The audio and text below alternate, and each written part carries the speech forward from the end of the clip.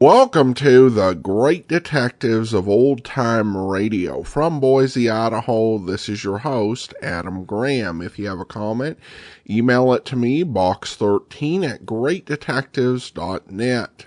Follow us on Twitter at Radio Detectives and become one of our friends on Facebook, facebook.com/Radio Detectives. If you're listening to us on the release date, I want to wish a Merry Christmas. Hope you're having a great holiday, or if you're listening to it a day later, that you had a great holiday. I also do want to remind you about our other series. We have the public domain video theater at videotheater.greatdetectives.net, where we post 2 videos a month. And this month we have Christmas episodes of Dragnet and Racket Squad. Also check out The Amazing World of Radio at amazing.greatdetectives.net. And you can listen to all the special programs I've done as part of that series, things that have been voted on by Patreon supporters for our summer series, as well as other mini-series we've done, such as Les Miserables with Orson Welles, and of course our Christmas episodes. And also check out The War, thewar.greatdetectives.net, if you're interested in the period of history before World War II and through it, and a little bit of after it. I did a 277 episode series called The War, starting with the anti-war sentiment of the pre-war years, going through the war, and then taking a look at some aspects of the post-war era as kind of an epilogue. You can check that out at thewar.greatdetectives.net, and you can also check out my comics podcast, the Classic Comics Podcast, at classiccomicsguy.com. All right, now it's time to stand by for crime. This, of course, aired sometime in 1952, and this is Trixie's Bank Heist.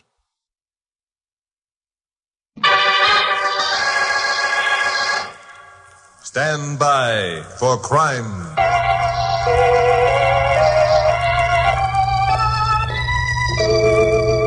Hi, Chuck Morgan, KLP newscaster speaking. You know, for the most part, people associate deeds of crime with the male of the species. Unfortunately, that isn't always the case. The story you're about to hear concerns a woman, one of the most ruthless and cunning of any of the hardened gangsters I've ever run afoul of during all my years as a reporter here in L.A. The opening incident of the story took place in a deserted warehouse some weeks ago. A man and a woman were target practicing with a revolver.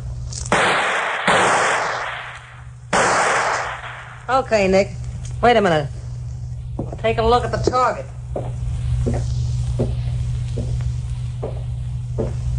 How am I doing? You're doing all right, Nicky boy. 8 bullseyes out of 10 shots. Yeah? Not bad, eh, Trixie? Not bad at all. I figured you'd get better with a little practice. Guess we can handle that bank job anytime now. Bank job? Yeah, First National Trust, remember? Yeah, I remember. Look, Trixie, let's forget the bank job, huh? I got an in on the numbers racket with Bugs Flambeau. Bugs Flambeau, that small-time punk. Okay, then we'll get into something else. Banks is out of my line, Trixie, honest. Well, they're gonna be in your line from now on, chum. Get that and get it straight. Oh, listen, Trixie. You listen. Trixie Talbot, don't waste your time on nobody and then let them walk out in the sea. Nobody. Okay, Trixie, okay. You tied up with me so's I'd get you out of the small time. Okay. So I went to work and began teaching you the angles. All right. So now we're ready to move and you ain't Welshing, see? You didn't say nothing about a bank job. Didn't I? Well, I'm saying it now. It's the First National Trust tomorrow at noon. Or do you still want to go back to the numbers racket? Trixie, you wouldn't... Wouldn't I, Nicky boy? I guess you don't know Trixie Talbot. See what I mean? Yeah, I see. 4 of them right in the bullseye. You're good all right, Trixie. You're darn right I'm good. I got a reputation and I'm keeping it. Nobody ain't gonna say they walked out on Trixie Talbot. She can't afford to have that kind of talk going round. I get it, Trixie. You got your reputation to think of. I like you, Nicky boy. I figured you were smart. I figured we could go places together. That's why I let you come in with me. Sure, Trixie. You give me a chance, all right. I ain't forgetting it. Come here, Nicky boy. Yeah, Trixie. Put your arms around me. Yeah. See what I mean, Nicky boy? Yeah. Yeah. All right, Trixie. I'm crazy about you. That's better. We'll get along. Sure, Trixie. We'll get along all right. Tomorrow at noon, we begin moving in on the big time. We start going places. You and me. Tomorrow at noon.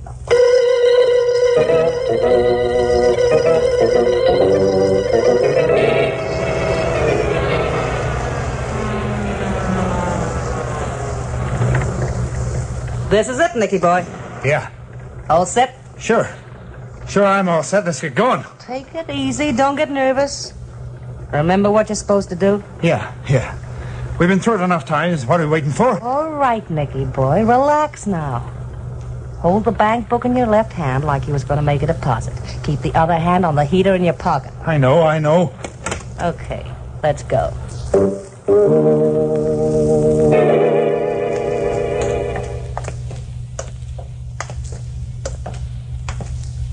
Hey, there's a cop. Shut up. That guy'd fall over in a faint if he thought there was going to be a stick-up.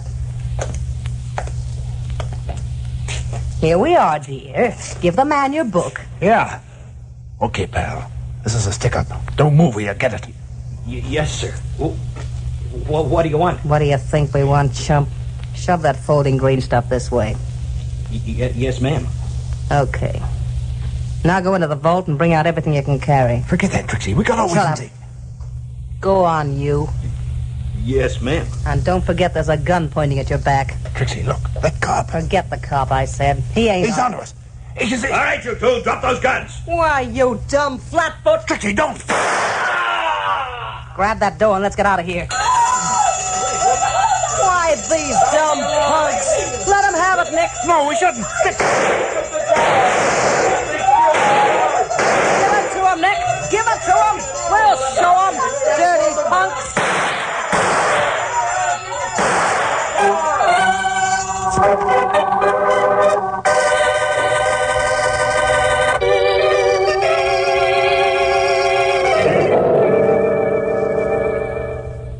Lieutenant Bill Meggs of police headquarters dropped into my office to tell me about the robbery and the murders.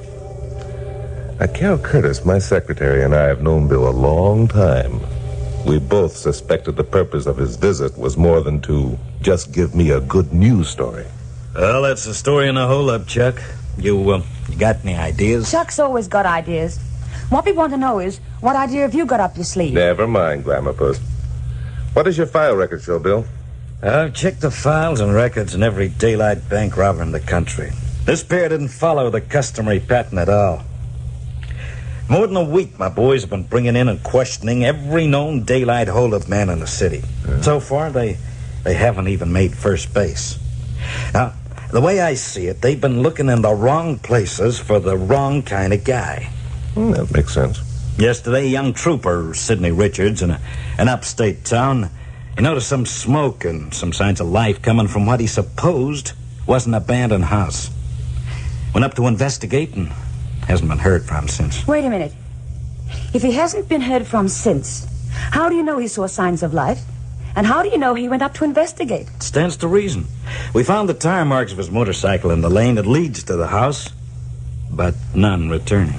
So you figure that whoever was living in the house prevented him from returning, huh? That's exactly what we think. Well, why don't you go up there and find out, for heaven's sake? If you use your head, GP, you wouldn't ask such a nutty question. It's like this, Carol. Suppose the people who are occupying the house are our bank robbers, and that they've taken Trooper Richards prisoner and are holding him as hostage. Well, suppose they are. They can't hold him forever. What are you going to do? Just sit around and wait for... The life of one state trooper, Carol, is worth the lives of a dozen criminals. Now, we have a plan whereby we can keep young Richards alive. Here it comes. Let's have it, Bill. 2 days ago, the San Francisco police captured one of the most ruthless killers this country's ever known. Yeah? Now, you've probably heard of him. He's called the Professor. The professor? Yeah. I did a story on him a while ago. Uh-huh. And now, the Professor is being held incommunicado by the San Francisco police. Chuck, we want you to go up there and look him over. What's the gimmick? I'll bet you wish you'd never asked. Well, assuming that the people in the abandoned house are our bank robbers and that they're holding Trooper Richards, There's only one person who could get to them without arousing their suspicions. I get it. You want me to assume the identity of the professor and make a call on the fugitives, huh? No. That's it, Chuck. You look a little bit like the professor, and I think you could get away with it. No, I said. You stop getting in a sweat, Glamour Puss. There won't be any danger. No danger? Are you out of your mind? The first thing those two are going to ask is, how did you know they were hiding in the house? We've taken care of that, Carol. 2 days from now, there'll be a daylight holdup in the neighboring town of Bolton. Crime will be laid to the professor. The professor? But you said... Crime will only be attributed to the professor. Newspaper, radio broadcasts will attest to that Yeah, fact. that's a good idea. I could use the story myself. Uh-huh. You see, Glamour Puss, it'll be only natural for the professor to take refuge in the abandoned house. That's it. Now, these two fugitives did, and why not the professor? I still say it's crazy. What if they've met the professor before? What if It isn't likely that any small-time operators would know a big shot like the professor by sight. He'd be careful not to let him. No, I won't buy that. Chuck can't go. Listen to her. Now, listen, GP. Don't you realize a man's life's at stake? Yours will be too if you're sucker enough to agree to this plan. Anyway, your birds might have flown by the time you got there. Not a chance. The house has been watched night and day. You're outvoted, GP. Suppose you pipe down. Okay, go ahead. Get yourself murdered. See if I care. If I don't go, Trooper Richards will be murdered. Well, then, I'm going too. No, isn't that bright? You sit down at that typewriter and get to work. Chuck Morgan, don't you manhandle me. I haven't touched you. Come on, Bill. Let's catch a plane for San Francisco. Right. Chuck! No, come back here. So long, GP. Take it out on the typewriter. Oh, that dizzy idiot. If he thinks that I... Well, I'm not, but I won't. And he'll wish he hadn't.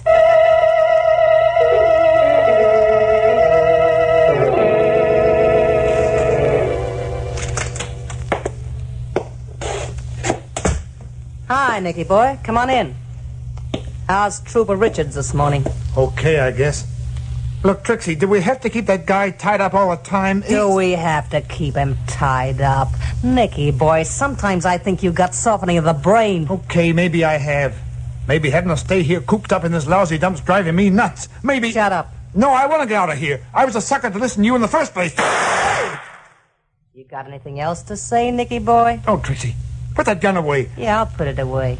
One more crack out of you, chum, and the next time I won't miss. Okay, Trixie. Okay. You don't need to worry about me. I better not need to worry about you, you dumb punk. Why, if it wasn't for me, you'd be cooling your heels in a cell right now. I know it, Trixie. You're right. Forget I said anything, will you? If we could only get out of here. We'll get out when the heat's off, not until. But suppose they find us. Don't be a dope. I've had this hideaway case for weeks. Nobody won't find us here. The motor cop did. All right, so the motor cop found us. Why? Because you were dumb enough to light a fire. Why, just for that I ought to shoot your ears off. Okay. I already admitted it was my fault, didn't I? That's a big help admitting it. How do I know you won't pull some other dumb trick? I won't, Trixie, so help me. You wouldn't want to. How long do we have to stay here anyway? Well, maybe tomorrow, maybe the next day. Depends on how things look. 2 more days. Look, Trixie, that cop's going to be missed. They'll come looking for him. Let him. We're in the driver's seat no matter which way you figure it. Anybody comes here looking for that cop, we make a deal with him. His life for ours. Now quit worrying, will you? We're doing okay. I guess you're right. Besides, if they was looking for the cop, we'd have heard it on the portable radio. Sure we would. Turn it on. Let's have some music. Okay, Trixie. And it has now become definitely established that the lone bandit who shot and killed the paymaster at the Roberts oil fields was the gangster known as the Professor. State police are making an intensive search of the countryside near Bolton. Well, how do you like that? The professor's operating again. And in Bolton, too. The professor? I thought he was laying low after the Chicago job. Looks like he got tired of laying low. Huh. Them dumb cops thinking they can catch the professor. Nicky boy, there's a character I'd like to meet. Him and me could go places together. Yes, sir. There's a guy who's got what it takes. You ain't never met him, Trixie? Of course I ain't, and there's few that have. He's a smart operator, that lad. Nicky boy, you ought to study the professor's technique. Maybe you'd get someplace. Ah, Trixie, ain't I doing all right? That professor. Yes, sir. Him and me could really go places together. Hey, Trixie, listen. It's an automobile. Look, it's coming up the lane. It's the cops. I knew they... Shut up. They'll get us. We ain't got a chance. I knew it. Shut up, I said. You dumb cluck. That ain't no cop. What do you mean? It ain't the cops. Because there's only one of them. You think a cop would come driving up here in broad daylight like that? A trooper did. Nuts. This is some punk who's lost his way or maybe wants a drink of water or something.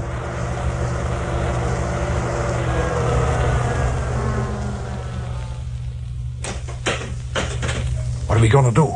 If he sees that trooper... He won't see no trooper. Go on over and open the door. What are you gonna do? What's the idea of the gun? Never mind. Go on and do as I say. Trixie, you ain't gonna... Ain't I? Nicky boy, you got a lot to learn in this business, and you might just as well start now. Open the door. No, Trixie. Look, I'll talk to him. Maybe I can send him away. Only don't... You jerk, you do like I say, or I blast you too. Okay, Trixie. You're the boss.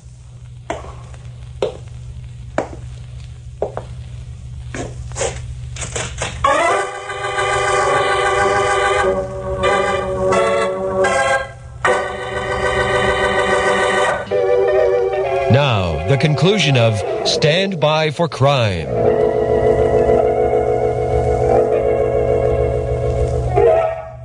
Well, with the help of Bill Meggs and the San Francisco police, I'd met the professor and talked to him.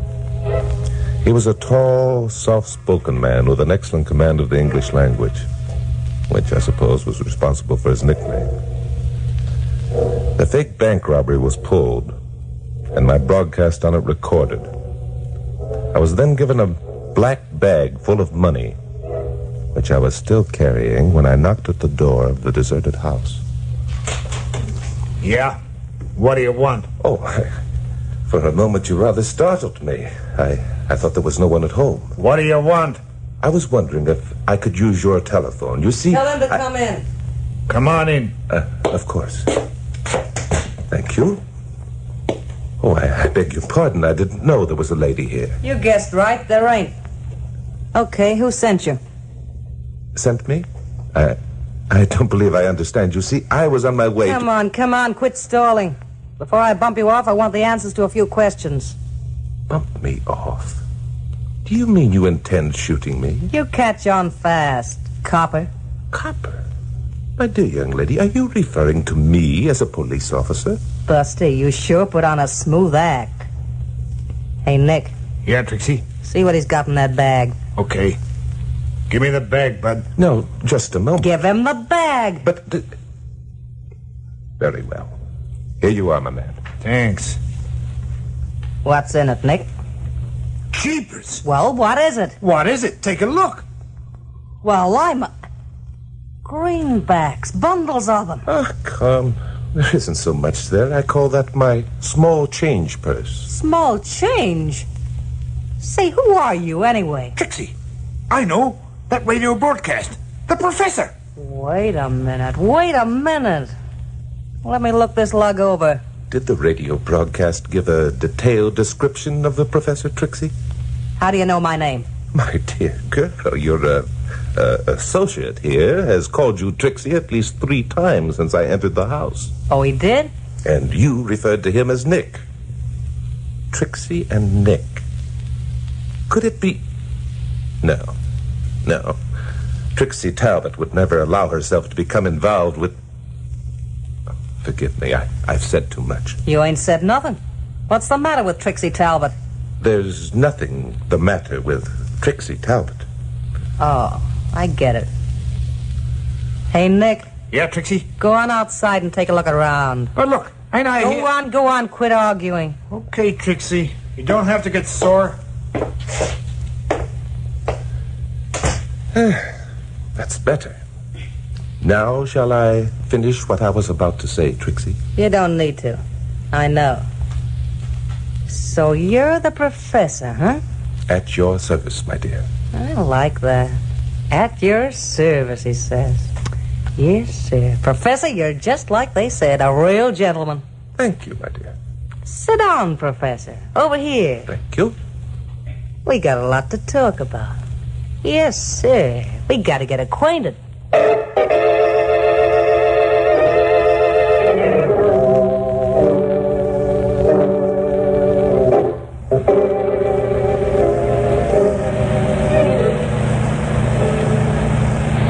you drive a little faster, Bill? Chuck may be dead by now. If he's dead, then there's no need of driving faster. Very funny. You cops are all alike, cold-blooded. Take it easy, Carol. Your boyfriend can take care of himself. I'm worried. One of those hold-up artists was a woman, don't forget. Ah, so that's what you're worried about. Well, that and other things. What other things? Well, suppose Chuck doesn't get away with his elect. Suppose they know he isn't the professor. In that case, as you yourself pointed out, he's dead. Oh, you... Sorry, but there's no need getting into a sweat until we know there's something to worry about. Bill Meggs, you're heartless. Either that or you've never been in love. Well, there it is. There what is? Oh, the house. You sure? Sure, I'm sure. I've checked it enough times during the past few days. What are we stopping for? Aren't we going up there and save Chuck? Oh, sure. We'll drive right up the lane, blowing the horn so they'll know we're coming. You don't have to be sarcastic. Oh, Bill, I'm scared. So am I. Okay, out you get. What are we going to do? Don't know yet. Let's take a look around.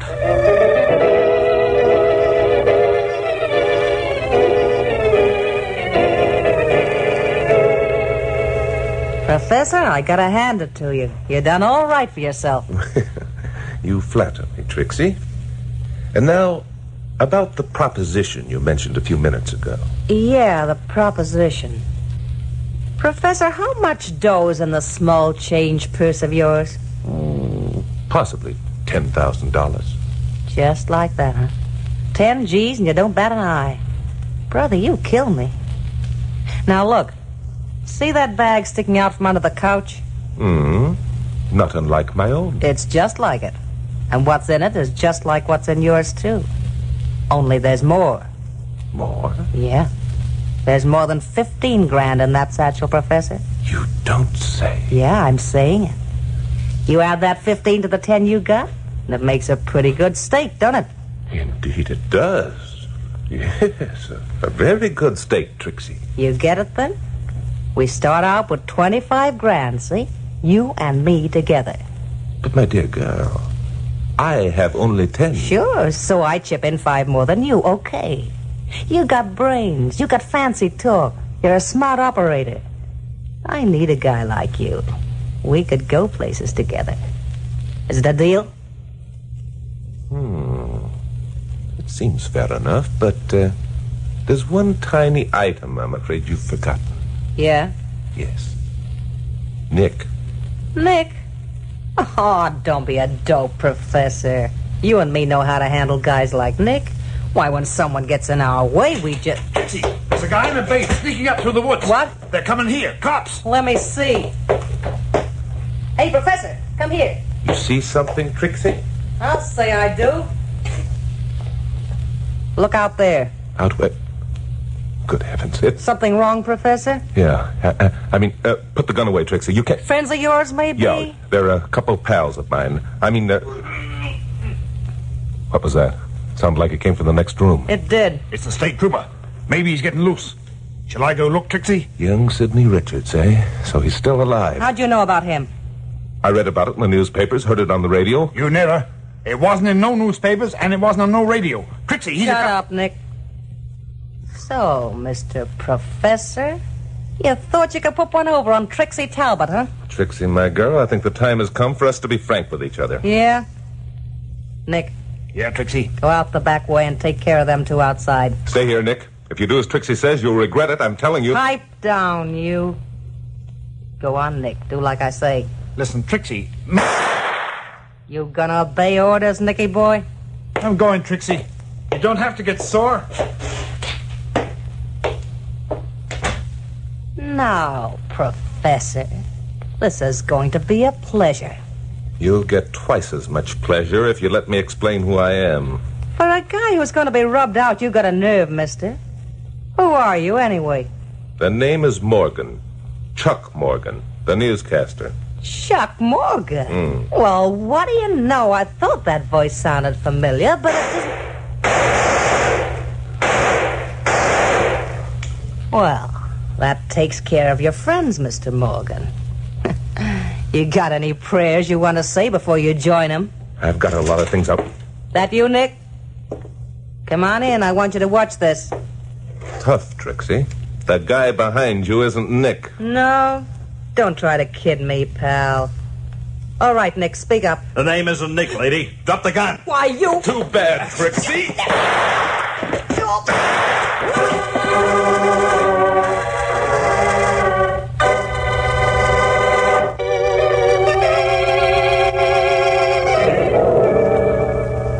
Bill had the situation well in hand. Trixie was considerably messed up in the fracas that followed. Nick was no problem at all.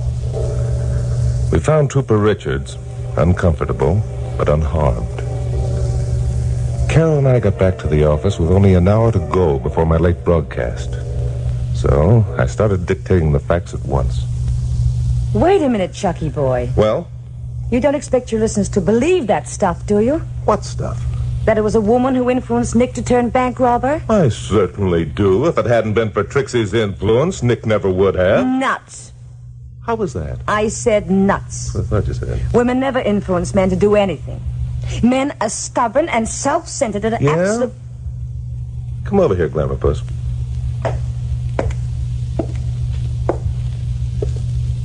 Well? I am about to demonstrate that your theory is cockeyed. No kidding? No kidding. Now, I'd planned on going bowling after tonight's broadcast. Why don't you influence me to take you out dancing instead? Hey, that's a good idea. Pucker up.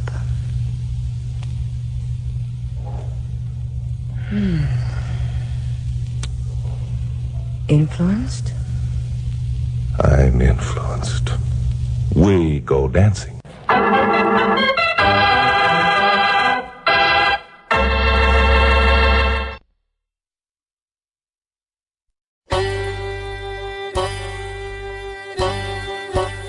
Hi, this is Andrew from OTRWesterns.com. I wanted to invite you to come take a look at our site where we put out podcasts of old-time radio westerns. Check us out at OTRWesterns.com. You're listening to The Great Detectives of Old-Time Radio with Adam Graham. Now let's get back into the show.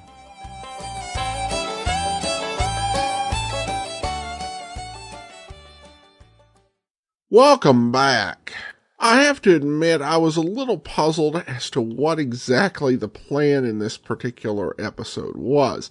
It does appear that Bill did something really unexpected from what Chuck had understood the plan to be, which actually put his life in more danger.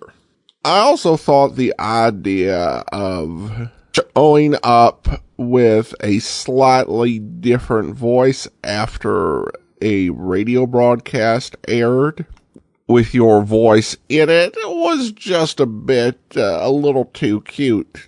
Called to mind the sort of thing that would have been done on the Mel Blanc show if Mel had been a detective.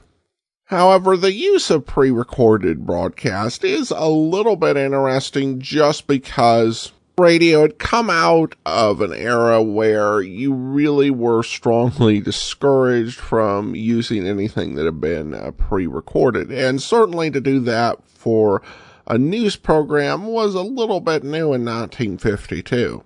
All right, well, listener comments and feedback now.